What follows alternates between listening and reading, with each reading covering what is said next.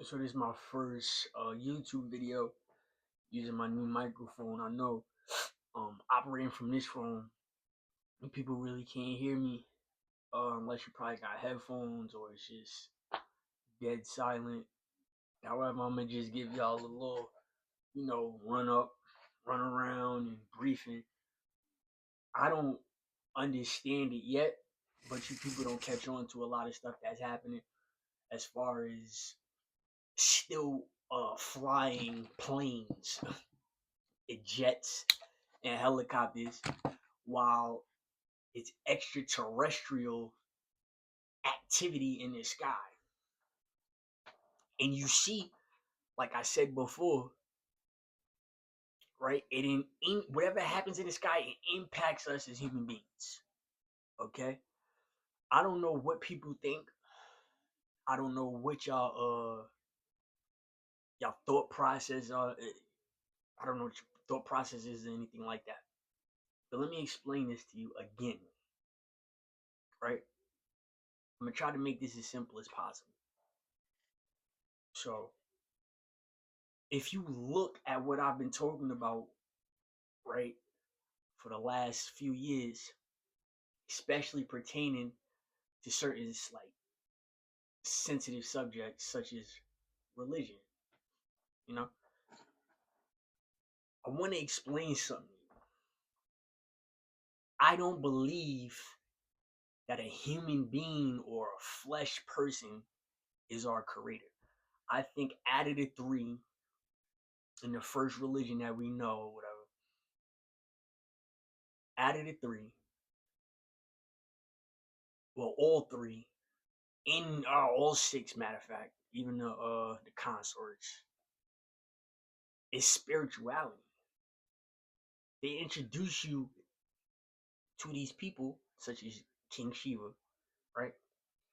And it's when they say he's a celestial being, he really doesn't have a flesh, a human, like a human flesh. He's a celestial being, meaning he's a spirit, he's an entity, and how you feel in the inside can relate to whatever god or goddess or jinn you cling to. For example, if Shiva has a tiger and Vishnu has a lion, a tiger and a lion does not look alike, even though they're both cats. So that different type of lifestyles, right? See how a lion has a woman lioness to hunt for, different lifestyle than what the tigers do. Lions is in packs. Sometimes tigers do it; they don't do it as much. It's a difference. So when I bring that type of stuff up, I'm talking about these people or things or gods. They're celestial beings that have spirituality, right? That's all it is. So if you've never seen, or if you don't know if Brahma was alive, and they gave you a depiction or a picture or embodiment of Brahma, and then you look at everything that you know is connected to Brahma, you get what I mean. Okay? If Shiva has a distinctive look, do I look like Brahma? No, I don't look like Brahma. Can I pass for a look like Vishnu? Maybe. Do I look like one of the Native American filters of Shiva, which you with the another story they portrayed? Yeah, more or less. So you see what I'm saying? You see how I look like something or I can resemble something, and then there's a whole bunch of embodiments that look that way and they act that way. So if Shiva looks like a tiger and he has a tiger, and a tiger looks like a certain type of monkey or ape, but it doesn't look like an old positive monkey. You see what I'm saying? You see how an old positive monkey could look like Brahma or it could look like Vishnu. You know what I'm saying? That's what it is. It's the world. It's God. It's everything in control. It's a simulation, whatever you want to call it. And the colors, the faces, the images, all are created in the embodiment of the spirit of which it is. So if it's weather, that can impact on how you look or how you born or how you live your life. Um, a tragic event, if you were rich, if you were poor, that all has something to do with the nature. You see, certain animals are stuck in the slums. Certain animals live great. So when I bring that up and I talk about certain type of spiritualities, I don't necessarily cling to a human flesh embodiment. You feel me? If anything, when they say you are God or whatever, that's how you're supposed to take it. You see, so somebody say, yo, you do kind of look like King Shiva.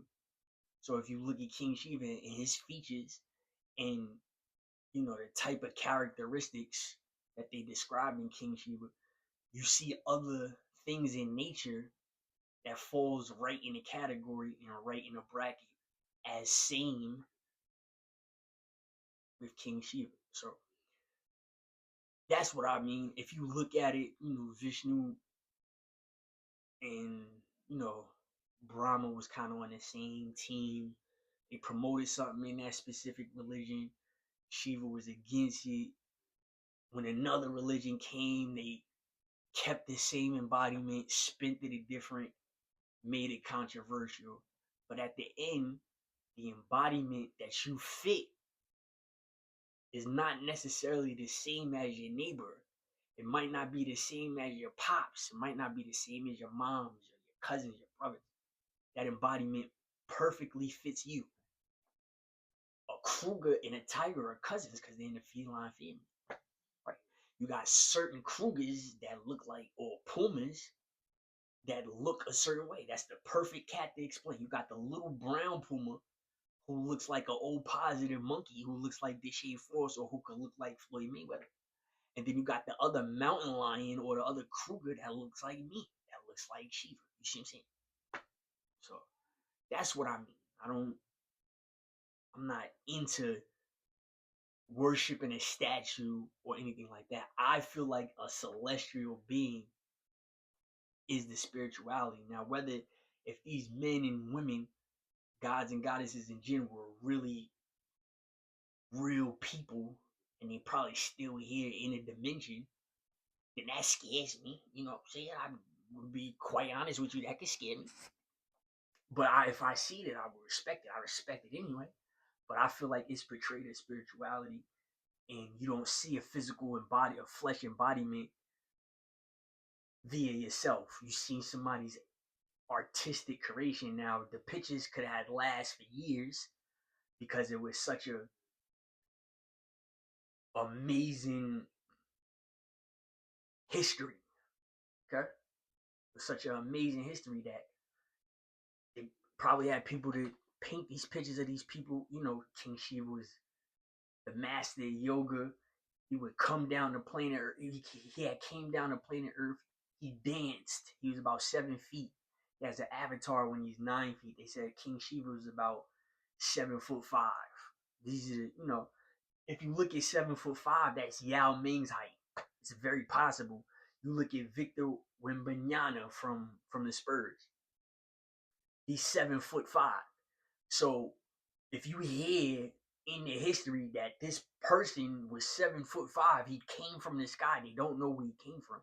And then you hear words like incorporeal, intangible, spawn, ghostly, and stuff like that. You start to be like, oh, this big 7'5" guy just appeared out of nowhere. Rain, sleet, or snow, heat, or whatever. He's just standing still in a yoga position and will not move. After dancing like monstrously. You see, he would get into a yoga state and he wouldn't eat, drink, go to the bathroom, wouldn't flinch, the wind would blow or nothing. He was just that strong of a man. You see what I'm saying? So it's a whole bunch of stuff. Rumor had it that Vishnu was a little bigger than Shiva. You feel me? Or if not the same size, he was probably a little bigger than Shiva. So imagine that. So, like I said, it's very possible. But if the entities are gone and we can't see them, or if they were just real people like Martin Luther King or whatever, you'll never be able to see them again unless you know, the impossible happens, which I'm open to, and they showed it that the impossible is happening due to the dire wolves and stuff like that.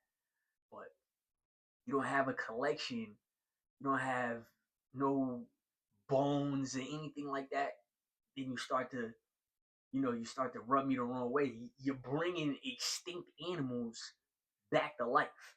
Now that's dangerous because the animal became in deceased forever due to the ecosystem change. It just wasn't his time. It just wasn't the time for the dire wolf to live no more. Now they brought it back. Now listen, they brought the dire wolf back, and they don't know how it's gonna react. You see what I mean? Certain things you're supposed to leave.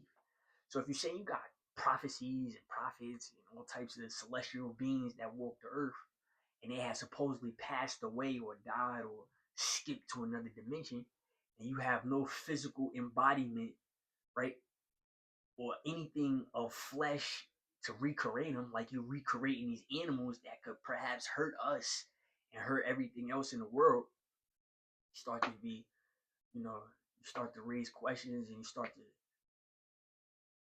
to become a bad group of people trying to play God. We already had tall trees, lost our giants, we lost our instrument that probably was over here in Yonkers, New York, in that big tree that I showed y'all a long time ago. And we the other instruments. So it's a whole bunch of stuff.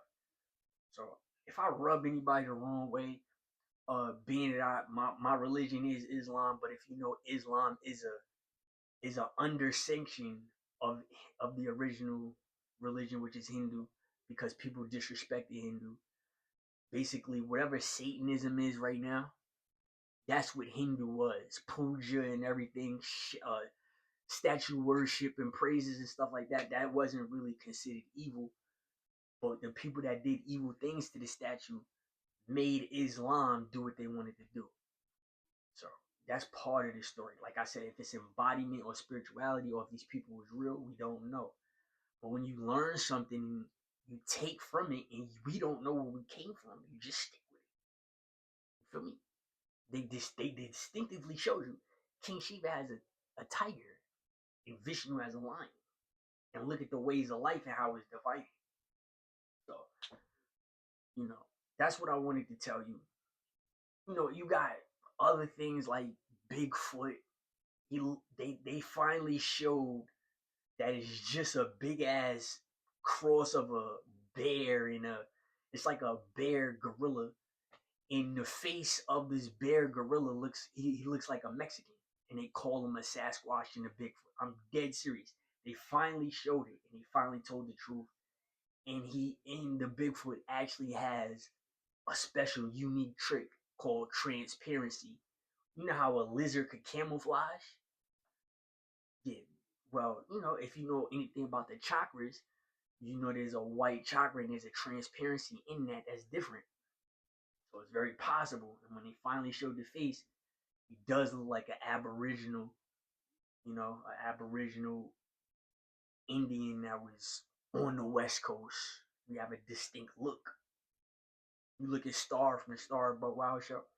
That's the native look of North Carolina. That's how the North Carolina Indians, the Negro North Carolina Indians, the ones that did not come from Africa, they was just on the East Coast, and the weather was different on the East Coast. That's why they have tougher skin, tougher hair. And then you see, King David, Mean, King Vaughn. You see, that's the Virginia Indian, Native American Indian. And what happened back in the day, the reason why I kind of got both looks is because you guessed it, both of them crossed.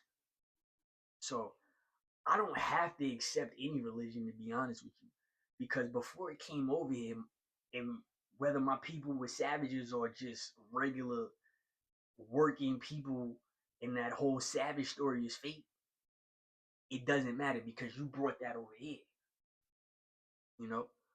I'm just showing you that I'm an open person and I can believe. And if I ask you, or if I say something, I ask a question, say something about a question, I'm entitled to it. You understand that? I'm very entitled to it. My family knows that. So, Dad, I'm out. Have a good one.